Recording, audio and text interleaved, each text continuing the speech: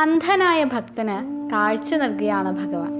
എന്നിട്ട് അദ്ദേഹം ആദ്യം കാണുന്നതോ ഭഗവാന്റെ ആരെയും മോഹിപ്പിക്കുന്ന ആ രൂപത്തെ തന്നെയാണ്. അത്തരത്തിൽ തൻ്റെ ഭക്തനെ സഹായിച്ച ഒരു കഥയാണ് ഇന്ന് പറയാൻ പോകുന്നത്. എല്ലാവർക്കും നമസ്കാരം.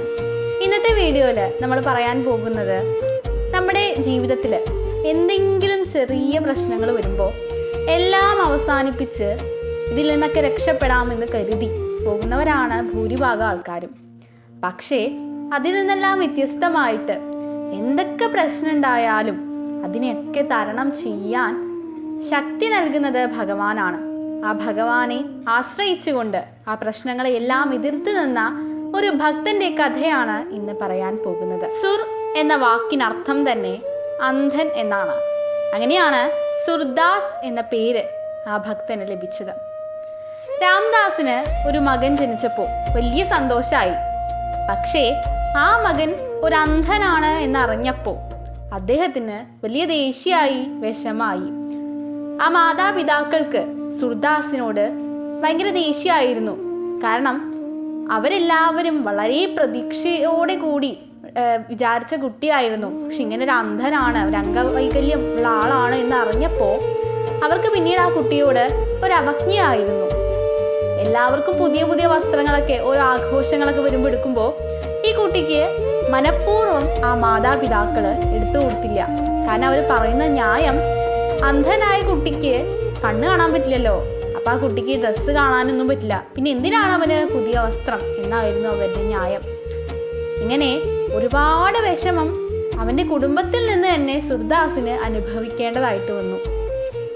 ഒരിക്കൽ ഒരു സംഘം ഗായകര് ഭഗവാന്റെ കീർത്തനങ്ങൾ ചൊല്ലിക്കൊണ്ട് വീടിന് മുൻപിലൂടെ ഇങ്ങനെ പോവായിരുന്നു. നാടോടി ഗായകരായിരുന്നു അവരിങ്ങനെ യാത്ര ചെയ്ത് ഭഗവാന്റെ പാട്ടുകളൊക്കെ പാടി ആസ്വദിച്ച് പോവും. എവിടെന്നെങ്കിലും ഭക്ഷണം കിട്ടി അത് കഴിക്കും. അങ്ങനെ ആയിരുന്നു. അങ്ങനെ ഇവർ പോകുന്ന ആ ഭഗവാന്റെ ആ ഒരു ഗാനൊക്കെ സുർദാസ് ഇങ്ങനെ കേൾക്കുകയാണ്. എന്നിട്ട് അത് ഇങ്ങനെ കേട്ട് ആസ്വദിക്കുകയാണ്. എന്നിട്ട് അച്ഛനോട് അന്ന് തന്നെ പോയി പറയാണ്, എനിക്ക് സംസ്കൃതം പഠിക്കണം, അതുപോലെ തന്നെ എനിക്ക് ഭഗവാന്റെ കീർത്തനങ്ങൾ ആലപിക്കണം. കാരണം ചെറുപ്പം മുതലേ തന്നെ അത് ഭഗവാനായിട്ട് കൊടുത്തായിരിക്കണം. ചെറുപ്പം മുതലേ തന്നെ ആ ഒരു ഭക്തിയും ആ ഒരു ജീവിതത്തിൻ്റെ സത്യങ്ങൾ തിരിച്ചറിയാനുള്ള കഴിവ് എല്ലാം സുർദാസിനുണ്ടായിരുന്നു. പക്ഷേ ഒരേ ഒരു പ്രശ്നമേ ഉണ്ടായിരുന്നുള്ളൂ, അത് കണ്ണ് കാണാൻ സാധിക്കുന്നില്ല എന്തായിരുന്നു. പക്ഷേ അതിനേക്കാൾ വലിയൊരു അനുഗ്രഹമാണ് സുർദാസിന് ലഭിച്ചത്, ജന്മനാ ലഭിച്ചത്. അത് ഭക്തിയായിരുന്നു. അങ്ങനെ അച്ഛനോട് ഈ കാര്യം ആവശ്യപ്പെടുമ്പോൾ അച്ഛനെപ്പോഴും ഇവനോട് ദേഷ്യമാണ്. അച്ഛന് ഈ കണ്ണ് കാണാത്ത കുട്ടീനെ പഠിപ്പിക്കാനൊന്നും വലിയ താല്പര്യമില്ല. അങ്ങനെ അച്ഛൻ അത് സമ്മതിക്കുന്നില്ല. പിന്നീട് ഇവന് 6 വയസ്സാവുകയാണ്. അങ്ങനെ 6 വയസ്സ് വരെ ഈ വീട്ടിലെ ബുദ്ധിമുട്ടും കഷ്ടപ്പാടൊക്കെ സഹിച്ച് അവിടെ ജീവിക്കുകയാണ് സുർദാസ്. പിന്നീട് 6ാമത്തെ വയസ്സിൽ ഒരിക്കലും ഇതുപോലെ തന്നെ ആ ഗായകരിങ്ങനെ വഴി കൂടെ പോവായിരുന്നു. അപ്രാവശ്യം അവരുടെ ഗാനം കേട്ടുകൊണ്ട് അവിടെ വെറുതെ ഇരിക്കാനല്ല സുർദാസ് ചെയ്തത്, അവരോടൊപ്പം ഇറങ്ങി പോവാണ് 6 വയസ്സുള്ള ആ കുട്ടി. അങ്ങനെ എങ്ങോട്ടൊന്നില്ലാതെ, കണ്ണ് കാണാൻ സാധിക്കില്ലല്ലോ, എങ്ങോട്ടൊന്നില്ലാതെ അവരുടെ ഗാനത്തിൻ്റെ ശബ്ദത്തോടൊപ്പം സുർദാസ് അങ്ങനെ യാത്ര ചെയ്യാണ്. അങ്ങനെ അവസാനം എത്തിപ്പെടുന്നത് ഭഗവാന്റെ വ്രജഭൂമിയിലാണ്, വൃന്ദാവനത്തിലാണ്. യമുന നദിയുടെ തീരത്ത് ആ ഒരു ആൾക്കാർ തമ്പടിക്കുകയാണ്. അങ്ങനെ അപ്പോഴാണ് അവർ ശ്രദ്ധിക്കുന്നത്, ഇങ്ങനൊരു കുട്ടി, ഒരു പുതിയൊരു കുട്ടി, ചെറിയ കുട്ടി ഞങ്ങളുടെ കൂടെ ഉണ്ട് എന്ന കാര്യം ആ ഒരു ഗായകർ ശ്രദ്ധിക്കുന്നത്. അങ്ങനെ ആ കുട്ടീനോട് ആ സംഘത്തലവൻ കാര്യങ്ങൾ ചോദിച്ചറിയാണ്. അങ്ങനെ ആ കുട്ടി പറയുന്നത്, എനിക്ക് നിങ്ങളോടൊപ്പം യാത്ര ചെയ്യണമെന്നാണ് ആഗ്രഹം, എനിക്ക് ഭഗവാന്റെ ഗാനങ്ങൾ നിങ്ങളെപ്പോലെ പാടണം, എന്നെ നിങ്ങളൊന്ന് കൂട്ടണം എന്ന് പറയുകയാണ്. അപ്പോൾ ഇത് കേട്ടപ്പോൾ അവർക്ക് ചെറിയൊരു ബുദ്ധിമുട്ട് തോന്നുകയാണ്. കാരണം അന്ധനായ കുട്ടി ഞങ്ങൾക്കൊരു ഭാരമാണ് എന്ന് അവർക്ക് തോന്നുകയാണ്. അങ്ങനെ അവരന്ന് അവിടെ കിടക്കുകയാണ്. എന്നിട്ട് പിറ്റേ ദിവസം സുർദാസ് എണീക്കുന്നതിന് മുമ്പ് തന്നെ സുർദാസ് അറിയാതെ അവരവിടുന്ന് പോവാണ്. അങ്ങനെ ആ കുട്ടിയെ അവരൊറ്റയ്ക്കാക്കി അവിടുന്ന് പോവാണ്. ഇവർ പോയി എന്ന് എനിക്ക് കഴിഞ്ഞപ്പോൾ സുർദാസിന് മനസ്സിലാവുന്നുണ്ട്. പക്ഷേ ഇനി തനിക്കൊരു മടക്കില്ല, ഇനി എവിടേക്കെന്ന് പോവാനും അറിയില്ല. എന്തായാലും താനിവിടെ ഇപ്പം എത്തിപ്പെട്ടിരിക്കുന്നത് ഭഗവാന്റെ ആ ലീലകളൊക്കെ നടന്ന ആ ഭൂമിയിലാണ് എന്ന് സുർദാസിന് മനസ്സിലാവുകയാണ്. അങ്ങനെ തനിക്കറിയുന്ന ഗാനങ്ങളൊക്കെ അവിടെ ഇരുന്ന് പാടുകയാണ്. അങ്ങനെ ഈ മനോഹരമായ ഗാനങ്ങൾ കേട്ടിട്ട് അവിടുത്തെ ആ ഒരു വ്രജവാസികൾ ഈ ഗാനം കേട്ടിട്ട് ഈ കുട്ടിയെ നോക്കുകയാണ്. അങ്ങനെ ആ കുട്ടിയോട് കാര്യങ്ങളൊക്കെ ചോദിച്ചറിയാണ്. ആ കുട്ടി ഒറ്റയ്ക്കാണ് എന്ന് മനസ്സിലാക്കിയപ്പോൾ അവർ ഈ കുട്ടിക്ക് ഭക്ഷണവും താമസവും എല്ലാം ഒരുക്കി കൊടുക്കുകയാണ്. കാരണം അവരെവിടെയാണ്? ആ വ്രജവാസികൾ ആരാണ്? ഭഗവാന്റെ ഗോപാലകന്മാർ തന്നെയാണ്. അതുകൊണ്ട് അവർക്ക് അങ്ങനെയുള്ളൊരു മനസ്സ് വരികയാണ്. അങ്ങനെ പിന്നീട് അവരുടെ ഒരു കനിവുകൊണ്ടാണ് ആ കുട്ടി പിന്നീട് അവിടെ ജീവിക്കുന്നത്. അങ്ങനെ ഭഗവാന്റെ ആ ഒരു ധാമത്തിൽ, ആ വൃന്ദാവനത്തിൽ അങ്ങനെ ജീവിച്ച് ഭഗവാന്റെ ഗാനങ്ങളെല്ലാം പാടി പാടി അങ്ങനെ ജീവിക്കുകയാണ്. ജന്മനാ തന്നെ പഞ്ചേന്ദ്രിയങ്ങളിൽ ഒന്ന് ഭഗവാൻ എടുത്തു. അതായത് അന്ധനാണല്ലോ. എന്നാൽ 14-ാമത്തെ വയസ്സിൽ ഒരു കഴിവ് ഭഗവാൻ കൊടുക്കുകയാണ്. ഈ ഒരു വൃന്ദാവനത്തിൽ ആ ഒരു വ്രജവാസികൾക്ക് എന്തെങ്കിലും ഒരു സാധനം നഷ്ടപ്പെട്ട് കഴിഞ്ഞാൽ സുർദാസിനോട് വന്ന് ചോദിച്ചു കഴിഞ്ഞാൽ സുർദാസ് കണ്ണടച്ചുകൊണ്ട് ധ്യാനിക്കും. എന്നിട്ട് ഭഗവാൻ അത് കാണിച്ചു കൊടുക്കും, അതെവിടെയുണ്ടെന്ന്. എന്നിട്ട് അങ്ങനെ സുർദാസ് അവർക്ക് അതെവിടെയുണ്ടെന്ന് കാണിച്ചു കൊടുക്കും. അങ്ങനെ ഒരു കഴിവ് ഭഗവാൻ തന്നെ കൊടുക്കുകയാണ്. പിന്നീട് അങ്ങോട്ട് അവർക്ക് എന്ത് നഷ്ടപ്പെട്ടാലും സുർദാസിൻ്റെ അടുത്തേക്ക് പോവാണ്. അങ്ങനെ സുർദാസിനോട് അവർക്കുണ്ടായിരുന്ന ആദരവ് കൂടുകയാണ് ചെയ്യുന്നത്. ഭഗവാന്റെ ഭക്തനാണ് എന്ന് മനസ്സിലാക്കുകയാണ്. ഒരിക്കൽ അവിടുത്തെ ഒരു ജമീന്ദാർക്ക് തൻ്റെ മകനെ നഷ്ടപ്പെടുകയാണ്. അങ്ങനെ സുർദാസിനെ കുറിച്ച് അറിയാണ്. അങ്ങനെ സുർദാസിനെ കാണാൻ പോവുകയാണ്. ഇനി സുർദാസിനെ തന്നെ രക്ഷിക്കാൻ സാധിക്കുമോ എന്ന് മനസ്സിലാവുകയാണ്. അങ്ങനെ കണ്ണടച്ചുകൊണ്ട് സുർദാസ് ആലോചിക്കുകയാണ്. ഭഗവാനോട് ചോദിക്കുകയാണ്, ജമീന്ദാറിൻ്റെ കുട്ടി എവിടെയാണെന്ന് ചോദിക്കുകയാണ്. അങ്ങനെ ഭഗവാൻ കാണിച്ചു കൊടുക്കുകയാണ്. അങ്ങനെ തൻ്റെ മകനെ തിരിച്ചു കിട്ടിയപ്പോൾ ജമീന്ദാറിന് വലിയ സന്തോഷമാവുന്നുണ്ട്. അങ്ങനെ സുർദാസിന് ഒരു കുടിൽ കെട്ടി കൊടുക്കുകയാണ്, ചെറിയൊരു കുടിലും. അതുപോലെ തന്നെ അവിടുത്തെ നാട്ടുകാരൊക്കെ പൈസ ഒക്കെ പിരിച്ചിട്ട് ഒരു ചെറിയ വീണയും വാങ്ങിച്ചു കൊടുക്കുകയാണ്. പിന്നീട് ആ വീണ മീട്ടിയാണ് ഭഗവാന്റെ ഗാനങ്ങൾ അങ്ങനെ ചൊല്ലിയിരുന്നത്. അങ്ങനെ കാലങ്ങൾ കടന്നു പോവാണ്. അവിടുത്തെ ജനങ്ങൾക്കൊക്കെ സുർദാസിനെ വലിയ കാര്യമാണ്. കാരണം ഭഗവാന്റെ ഭക്തരെ ആരായാലും ആദരിച്ചു പോവും. അങ്ങനെ സുർദാസിൻ്റെ എല്ലാ കാര്യങ്ങളും നോക്കുന്നത് അവിടുത്തെ ജനങ്ങളാണ്. സുർദാസ് ആണെങ്കിലോ പുതിയ പുതിയ ഗാനങ്ങൾ രചിക്കുകയും അവരെ ഭക്തി ലയത്തിൽ അങ്ങനെ ആക്കുകയാണ്. സുർദാസിൻ്റെ ഗാനങ്ങൾ അവിടുത്തെ ആ ഒരു ജനങ്ങൾ എന്ത് ചെയ്യുമ്പോഴും ആ പാട്ടുകൾ അവരിങ്ങനെ ഏറ്റുപാടിക്കൊണ്ടേയിരിക്കും. വീട്ടിലെന്തെങ്കിലും ചെറിയ ജോലികൾ ചെയ്യുമ്പോഴും കുട്ടികളൊക്കെ നോക്കുമ്പോഴൊക്കെ ആ പാട്ടുകൾ പാടി, ആ സുർദാസിൻ്റെ പാട്ടുകൾ കേൾക്കുമ്പോൾ തന്നെ ഭഗവാനിലേക്ക് അലിഞ്ഞു പോകുന്ന പോലെയാണ് അവർക്ക് തോന്നുക. അങ്ങനെ ഒരിക്കലും സുർദാസ് ഇങ്ങനെ ഉറങ്ങുകയായിരുന്നു. അപ്പോൾ അദ്ദേഹത്തിന് ഭഗവാന്റെയും രാധാദേവിയുടെയും ദർശനം ലഭിക്കുകയാണ്. കുറേ ആൾക്കാർ ഭഗവാനെയും രാധാദേവിനെയും പ്രകീർത്തിക്കുകയാണ്. അതിന് ഏറ്റവും നടുവിൽ രാധാസമേതനായ ഭഗവാൻ ഇരിക്കുന്നുണ്ട്. അങ്ങനെ ഈ ദർശനത്തോട് കൂടിയിട്ട് പെട്ടെന്ന് സുർദാസ് എണിക്കുകയാണ്. എന്നിട്ട് ധ്യാനത്തിൽ മുഴുകുകയാണ്. അങ്ങനെ അദ്ദേഹത്തിന് തോന്നുകയാണ് താൻ ഇനി ഈ ലൗകികതയിൽ ജീവിക്കാൻ പാടില്ല. താൻ ഭഗവാനിലേക്ക് അലിഞ്ഞു ചേരാനുള്ള ആളാണ്. അതുകൊണ്ട് താൻ ഇനി ഇവിടെ നിൽക്കാൻ പാടില്ല എന്ന് തീരുമാനിക്കുകയാണ്. അങ്ങനെ പിറ്റേ ദിവസം തന്നെ സുർദാസ് യാത്ര തിരിക്കുകയാണ്. അപ്പോൾ സുർദാസ് പോകുന്നു എന്നറിഞ്ഞപ്പോൾ അവിടുത്തെ ജനങ്ങൾക്കൊക്കെ വളരെ വിഷമാവുന്നുണ്ട്. അവർ ചോദിക്കുന്നുണ്ട്, ഞങ്ങൾ എന്തെങ്കിലും തെറ്റ് ചെയ്തിട്ടാണോ അങ്ങ് ഇങ്ങനെ പോകുന്നത് എന്ന് ചോദിക്കുന്നുണ്ട്. അങ്ങ് പോവരുത് എന്നൊക്കെ ഒരുപാട് പറയുന്നുണ്ട്. പക്ഷേ ഭഗവാനിലേക്കുള്ള യാത്രയിലേക്ക് ആര് തടയാൻ ശ്രമിച്ചാലും അത് സാധിക്കില്ല. കാരണം ഭഗവാൻ തീരുമാനിച്ച കാര്യമാണ്. അങ്ങനെ സുർദാസ് തൻ്റെ യാത്ര തിരിക്കുകയാണ്, ആത്മീയതയിലേക്കുള്ള യാത്ര. അങ്ങനെ എവിടേക്കെന്നില്ലാതെ യാത്ര പോവാണ്. ആ ഒരു വൃന്ദാവനം വിട്ടു പോയിട്ടില്ല, പക്ഷേ എവിടേക്കോ എത്തിച്ചേരുകയാണ്. അങ്ങനെ ഒരിക്കൽ വളരെ അവശനായി ക്ഷീണിതനായി ഒരു കിണറിൻ്റെ ചോട്ടിൽ ഇരുന്ന് വിശ്രമിക്കുകയായിരുന്നു സുർദാസ്. ആ കിണറാണെങ്കിൽ ഒരു പൊട്ട കിണറായിരുന്നു.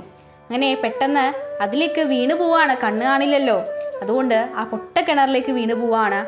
അങ്ങനെ ആ വീഴ്ചയുടെ ആഘാതത്തിൽ ബോധം നഷ്ടപ്പെടുകയാണ്. അങ്ങനെ 7 ദിവസത്തിന് ശേഷം പിന്നീട് സുർദാസ് എണീക്കുന്നത് എങ്ങനെയാണെന്നറിയോ?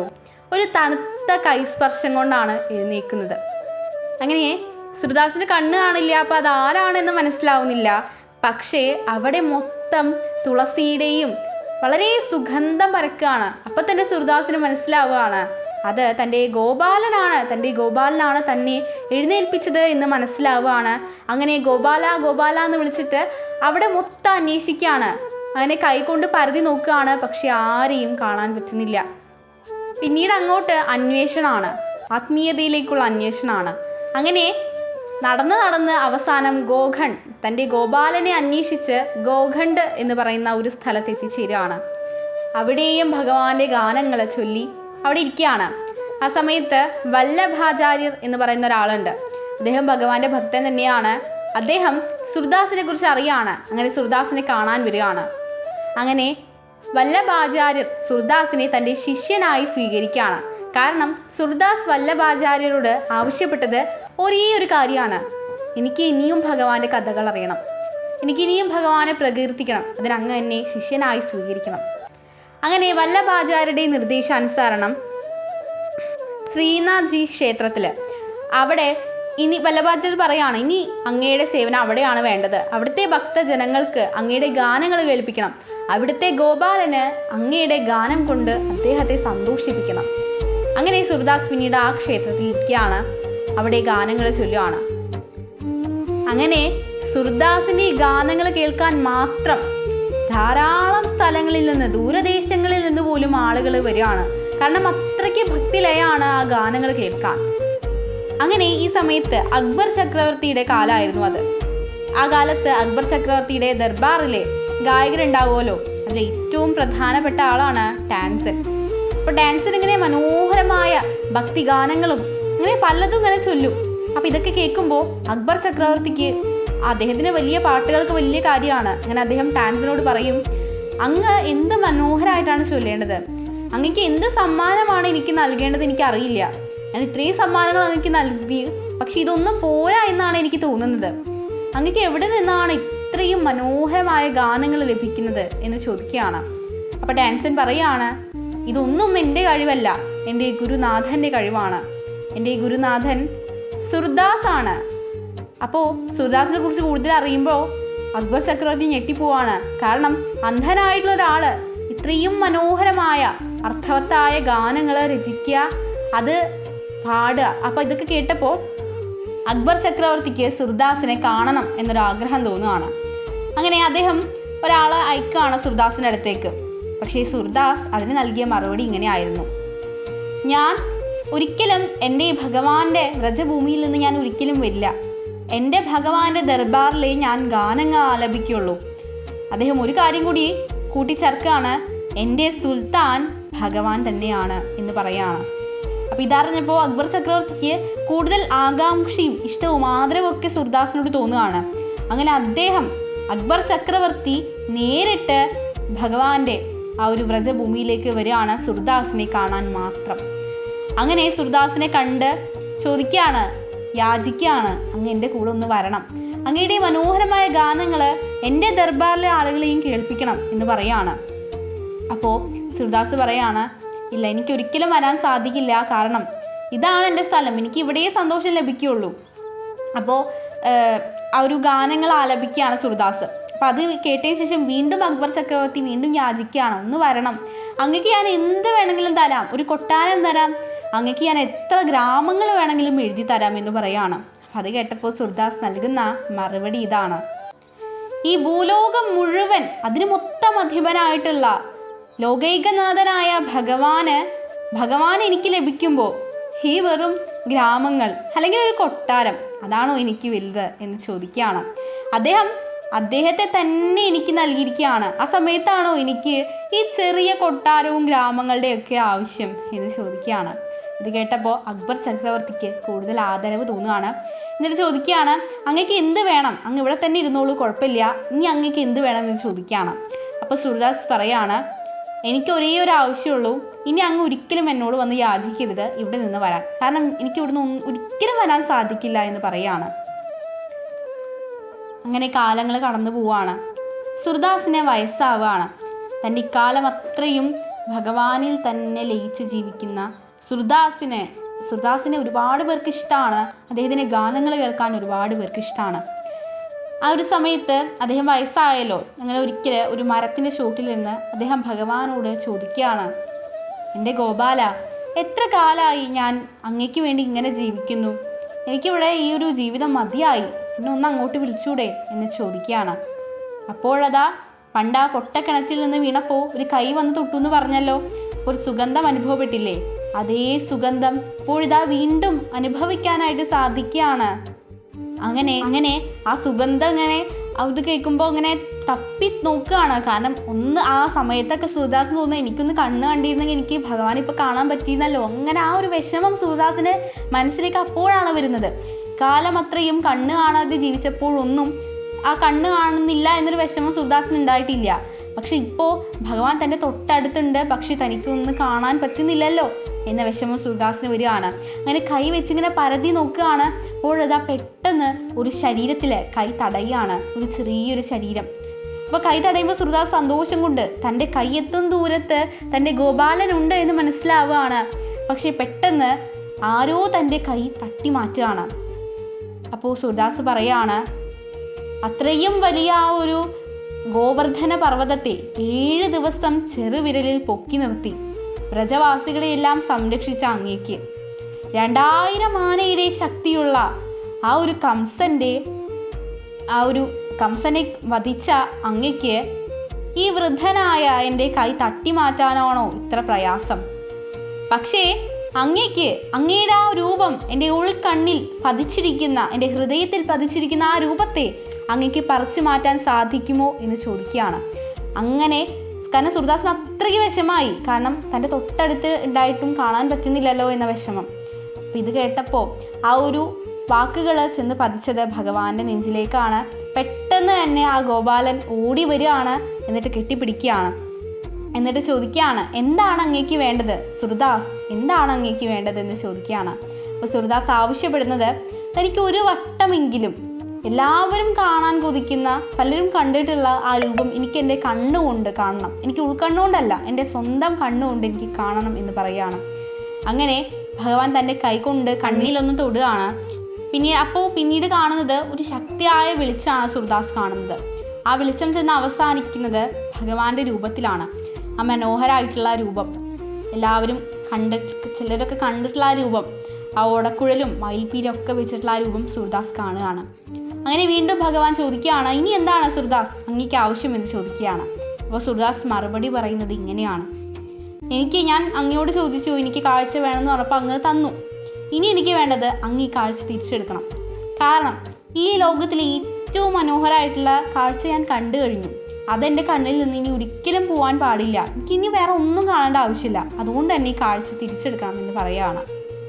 അപ്പോൾ ഇത്രമാത്രം തന്നെ സ്നേഹിക്കുന്നു എന്ന് ഭഗവാൻ ഞെട്ടിപ്പോവാണ്. കാരണം എല്ലാവരും ആഗ്രഹിക്കുന്നത് കാഴ്ചയില്ലാത്ത ഒരാൾക്ക് കാഴ്ച വേണമെന്നാണ്. പക്ഷെ ആ കാഴ്ച തിരിച്ചെടുക്കാൻ ആവശ്യപ്പെടുകയാണ് തൻ്റെ ഭക്തൻ.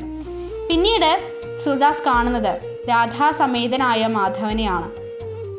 അങ്ങനെ രാധാദേവിയുടെ ആവശ്യപ്രകാരം രാധാദേവി പറയാണ്, ഇനിയും സൂര്യദാസിനെ കഷ്ടപ്പെടുത്തരുത് ഭഗവാനെ, ഇത്രയും പെട്ടെന്ന് സൂര്യദാസിനെ നമ്മുടെ ഗോലോകത്തേക്ക് കൊണ്ടുപോകണം എന്ന് പറയാണ്. അങ്ങനെ ആ ഒരു ഭൗതികമായ ശരീരം ഒരു പാഴ് വസ്തു പോലെ അവിടെ ഉപേക്ഷിച്ച് സൂര്യദാസ് രാധാസമേതനായ മാധവനോടൊപ്പം ഗോലോകത്തിലേക്ക് പോവുകയാണ്. ഇതാണ് സൂര്യദാസിൻ്റെ കഥ. ഇവിടെ നമുക്ക് ഭക്തിയുടെ ഒരു വലിയൊരു ഇത് തന്നെ നമുക്ക് കാണാൻ സാധിക്കും. അവിടെ എനിക്ക് ഏറ്റവും ഇഷ്ടപ്പെട്ട ഒരു ഭാഗം എന്ന് പറയുന്നത്, കണ്ണ് കാണാനുള്ള ഒരു കാഴ്ച തിരിച്ചു കിട്ടിയിട്ടും തനിക്കിനി കാഴ്ച വേണ്ട, ഭഗവാനെ മാത്രം കണ്ടാൽ മതി എന്ന് പറയുന്ന സൂര്യദാസിന് ആ നിഷ്കളങ്കമായ ഭക്തിയാണ്. അതാണ് നമുക്ക് ഓരോരുത്തർക്കും വേണ്ടത്. നമ്മൾ നിത്യജീവിതത്തിൽ ചെയ്യുന്ന ചെറിയ ചെറിയ കാര്യങ്ങളിലും ഭഗവാനെ ഓർത്ത് ജീവിക്കുക. നമ്മൾ വലിയ മുഴുവൻ സമയവും ധ്യാനിച്ചിരിക്കാൻ ഒന്നും പറയുന്നില്ല. നമ്മൾ ചെയ്യുന്ന ചെറിയ എല്ലാ കാര്യത്തിലും, എന്ത് ജോലി ആവട്ടെ, അവിടെ അതിലെല്ലാം ഭഗവാനെ കണ്ട് ചെയ്യുക. നമ്മൾ ചെയ്യുന്ന കാര്യത്തിൽ അതിൻ്റെ ഫലം ലഭിക്കുന്നത് ഭഗവാനാണ് എന്ന് കരുതി ചെയ്യുക. അപ്പോൾ എല്ലാ പ്രശ്നങ്ങളും തീരും. ഇപ്പോൾ സൂര്യദാസിൻ്റെ കാര്യം തന്നെ എടുക്കുകയാണെങ്കിൽ എന്തെല്ലാം യാതനകളാണല്ലേ സൂര്യദാസ് അനുഭവിച്ചത്. കണ്ണ് കാണാൻ പറ്റാത്തതെന്ന് പറയുന്നത് ഒരു വലിയൊരു കാര്യമാണ്. നമ്മളൊരു 5 നിമിഷം കണ്ണടച്ചിട്ട് ഒന്ന് നടന്നു നോക്കിയാൽ തന്നെ നമുക്കതിൻ്റെ ആ ബുദ്ധിമുട്ട് മനസ്സിലാവും. അങ്ങനെയുള്ള സൂര്യദാസ് അതെല്ലാം അതിജീവിച്ചു. അപ്പോഴാണോ നമ്മൾ ഈ ചെറിയ ചെറിയ പ്രശ്നങ്ങൾ വരുമ്പോൾ അതിലൊക്കെ തളരുന്നത്. എല്ലാവർക്കും ഭഗവാന്റെ അനുഗ്രഹം ഉണ്ടാകട്ടെ എന്ന് ആശംസിക്കുന്നു. വീഡിയോ ഇഷ്ടപ്പെട്ടെങ്കിൽ, കഥ ഇഷ്ടപ്പെട്ടെങ്കിൽ ഭഗവാന്റെ നാമം കമൻറ്റിലിട്ടോളൂ കേട്ടോ. എല്ലാവർക്കും നന്ദി. Thank you.